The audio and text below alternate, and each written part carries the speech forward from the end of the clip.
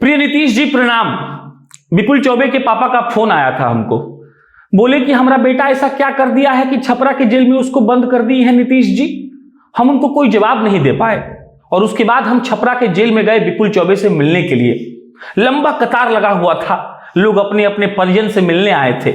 कोई किसी जुर्म में बंद था तो कोई किसी जुर्म में, लेकिन हमारा दोस्त इसीलिए वहां पर बंद था क्योंकि उसने आपको काला झंडा दिखाने की जुर्रत की।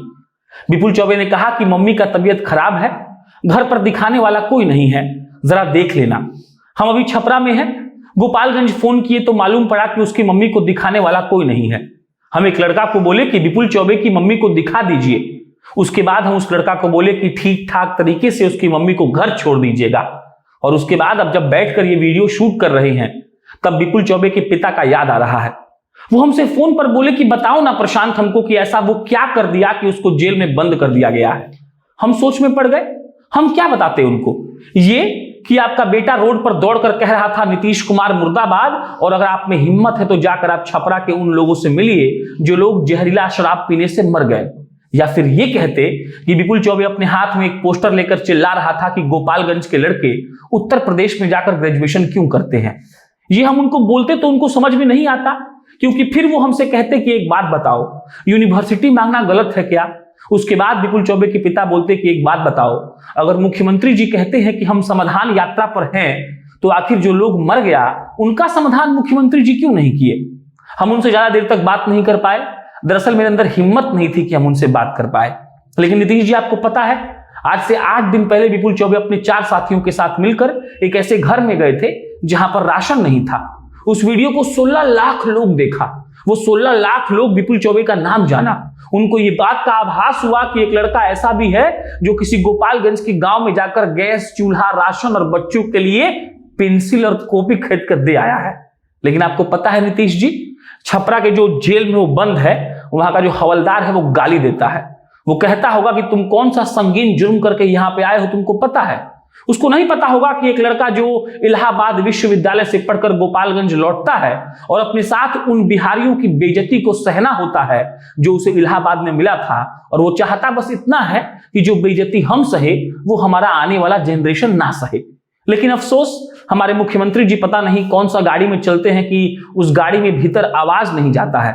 हमको सोचने में आ रहा है कि नीतीश जी क्या विपुल चौबे को देखे होंगे, क्या उनकी नजर उस लड़के पर पड़ी होगी जो दौड़ दौड़ कर छपरा में कह रहा होगा कि हुजूर बस 1 मिनट के लिए मेरा बात सुन लीजिए।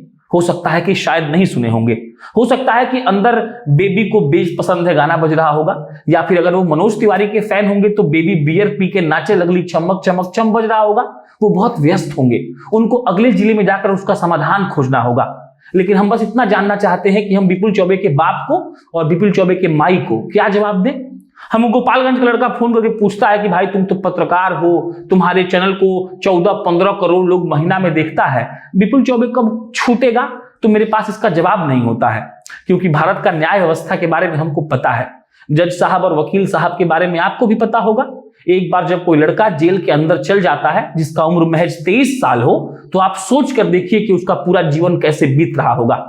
विपुल चौबे चाहता तो कहीं जाकर किसी बड़े शहर में नौकरी कर सकता था, दिल्ली, बंबई और बेंगलुरु की शोभा बढ़ा सकता था, लेकिन वो संघर्ष करने वाला आदमी है। संघर्ष का आप मतलब इस बात से समझ लीजिए कि वो अकेला छपरा के सड़क पर दौड़ गया और छपरा से गोपालगंज की दूरी 83 किलोमीटर यानी कि 83 किलोमीटर है।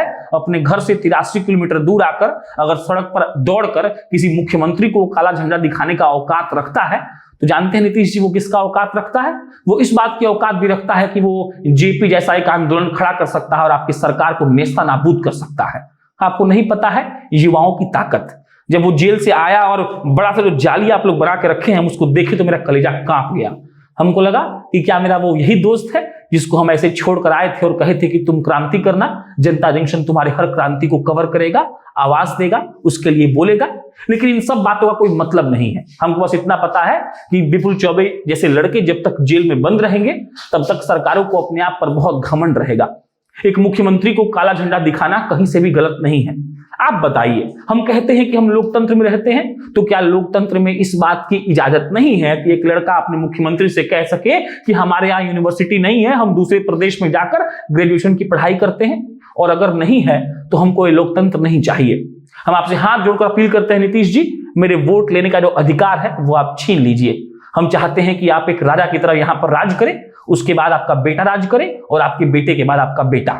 बाकी हमको याद आ रहा है कि युवा किसी मंच पर खड़ा था और कह रहा था कि तुम्हारी लाठियों और गोलियों से कत्ल हुए मेरे यार सब, उनकी यादों में दिलों को बर्बाद रखा जाएगा, सब याद रखा जाएगा, सब कुछ याद रखा जाएगा। धन्यवाद।